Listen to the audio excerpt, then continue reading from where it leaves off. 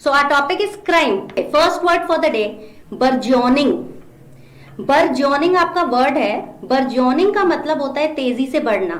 इसको याद कैसे रखेंगे? जियो का नेटवर्क बहुत तेजी से बढ़ रहा है। आप सबको पता है ये जो जियो है, जीईओ, उसे मैंने रिलेट कर दिया जियो से। तो जियो का नेटवर्क जैसे तेजी से बढ़ रहा है, वैसे ही हम बोल सकते हैं crime is burgeoning in an unimaginable way. तो आप ये अपने इंट्रो में, राइटिंग में कहीं भी यूज कर सकते हैं। It's a nice word. याद करने के लिए जियो नेटवर्क याद रखना। जियो नेटवर्क तेजी से बढ़ रहा है, वैसे ही बर्जोनिंग का मतलब होता है तेजी से बढ़ना। सो हम क्या कहेंगे? Crime is burgeoning in an unimaginable way. अच्छा, बर्जोनिंग की जगह हम एक और वर्ड यूज कर सकते हैं, एग्रावेटिंग। एग्रावेटिंग इंक्रीज के लिए ही यूज होता है, लेकिन याद रखिए नेगेटिव वे में अगर कोई चीज बढ़ रही है तो उसके लिए हम एग्रावेटिंग वर्ड यूज करते हैं। तो हम बोलेंगे crime is aggravating in an unimaginable way. I hope burgeoning याद हो गया आप सबको। बर्जोनिंग समझ में आ गया। Let's move ahead. जियो से याद रखना इसको। So this is our first word, 2 words. Next word, many of you know this word, juvenile delinquency, लेकिन बहुत लोगों को नहीं पता, तो let me tell you. Juvenile delinquency means, juvenile हम टीनेजर्स को कहते हैं। मेनली जुवेनाइल डेलिक्वेंसी नीचे मैंने हिंदी में भी लिखा हुआ है बाल अपराध, मतलब बच्चों के द्वारा अंडर 18 इयर्स ऑफ एज जो बच्चे होते हैं, अगर वो क्राइम कमिट करते हैं तो उसे कहते हैं जुवेनाइल डेलिक्वेंसी, जिसे हम बाल अपराध भी कहते हैं। डेलिक्वेंसी, इसमें एन मत भूलिएगा। बोलने में तो हम डेलिक्वेंसी बोलते हैं, but n is silent here. Go astray का मतलब होता है गलत रास्ते पर जाना, होता है when children go on wrong path. इसको याद कैसे करना है? सिगरेट स्मोकिंग एक गलत आदत है। एश ट्रे आपको पता ही होगा, जो सिगरेट स्मोक करते हैं दे यूज एश ट्रे। तो एश ट्रे से अगर एच हटा दो तो एस्ट्रे बन जाता है। तो एश ट्रे भी एक गलत चीज है, सिगरेट स्मोकिंग के लिए यूज होती है ना। तो सिगरेट स्मोकिंग गलत आदत है। गो एस्ट्रे का भी मतलब होता है गलत रास्ते पर जाना या कोई रॉन्ग हैबिट। अब इससे मैंने सेंटेंस भी बनाया है, many juveniles fall into bad company and go astray. Juveniles का मतलब क्या होता है? Children under 18 years of age. They fall into bad company, वो बुरे कंपनी में चले जाते हैं, एंड रॉन्ग रास्ता अपना लेते हैं। गो एस्ट्रे कैसे याद रखेंगे? गो एस्ट्रे गलत रास्ते पर जाने के लिए। Okay, let's move to the next word. तो wrong habit, fall prey to bad habits. Fall prey, यहां बात, इसका मतलब है गलत आदतों का शिकार हो जाना। When you fall into bad habits means you fall prey to bad habits. आप गलत चीजों के शिकार हो जाते हो। प्रे, इसको याद कैसे करना है? आपकी मदर हमेशा क्या प्रे करती है? आपकी मदर प्रे करती है कि आप गुड हैबिट्स की तरफ जाएं, लेकिन चिल्ड्रन क्या होता है? They fall prey to bad habits. ठीक है, mother prays for good habits, but children क्या होता है? They fall prey to bad habits. तो इसका स्पेलिंग है PREY।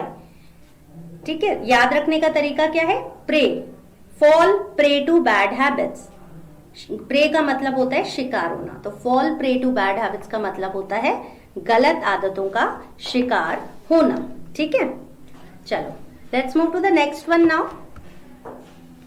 अब इसी सेंटेंस को यूज किया है मैंने, इसे सेंटेंस के फॉर्म में कैसे यूज करेंगे? पर्टिकुलरली टीनेजर्स के लिए यूज करते हैं हम इसे। तो मैंने यहाँ लिखा कि जुवेनाइल्स गलत रास्ते पर चले जाते हैं। गलत रास्ते में मैंने एरो बनाया हुआ है। वो गलत रास्ता क्या हो सकता है? वो गलत रास्ता हो सकता है ड्रग एडिक्शन, ड्रग की लत लग जाना। चलो let's move to the next. ये क्या हो रहा है? Just check it out. क्या लग रहा है आपको? ये क्या है? ड्रग पेडलर्स का मतलब those who sell drugs to the juveniles. तो ये ढूंढ रहा है कि इसे कोई मिल जाए और ये ड्रग सेल करे, है ना। तो इसको याद करने का तरीका है, ये खूब पेडल मार मार के ढूंढ रहा है अपने शिकार को कि मुझे कोई बच्चा मिल जाए और मैं उसे ड्रग सेल कर दूं। तो पेडल वर्ड से पेडलर्स याद हो जाएगा। Many teenagers go on wrong path and fall into bad habits. इसका क्या मतलब है? टीनेजर्स के लिए मैंने सिनोनिम यूज किया juveniles, go on wrong path के लिए मैंने यूज किया go astray, and fall into bad habits के लिए मैंने यूज किया fall prey to bad habit. तो इस तरह जब हम अपना क्राइम पे कोई टॉपिक लिखते हैं तो we can use vocabulary like this, many teenagers go on wrong path and fall into bad habits. ठीक है, वोकैबुलरी फॉर स्ट्रिक्ट पनिशमेंट, आप बोलते हैं ना कि स्ट्रिक्ट पनिशमेंट देनी चाहिए, तो स्ट्रिक्ट पनिशमेंट के लिए हम क्या क्या वर्ड्स यूज कर सकते हैं? तो harsh punishment, vigorous punishment, stern punishment. एक होता है जीरो टॉलरेंस पॉलिसी। ये क्या होता है? What is zero tolerance policy? It means बिल्कुल दया नहीं दिखाना। एक वर्ड है डिटर। डिटर का मतलब होता है रोकना। कमिट मींस करना। जैसे आप लिखते हो ना डू क्राइम, तो डू तो बड़ा कॉमन सा वर्ड है, तो फिर फायदा क्या हुआ इस सेशन अटेंड करने का अगर आप वापस डू क्राइम लिखेंगे? तो डू की जगह आप लिखा करो कमिट क्राइम। आप बोलोगे टीनेजर्स कमिट क्राइम, क्या लिखोगे? टीनेजर्स डू क्राइम नहीं, teenagers commit crime. Offenders cold blooded criminals, law breakers या एंटी सोशल एलिमेंट्स। हम क्रिमिनल्स के लिए ये सिनोनिम्स।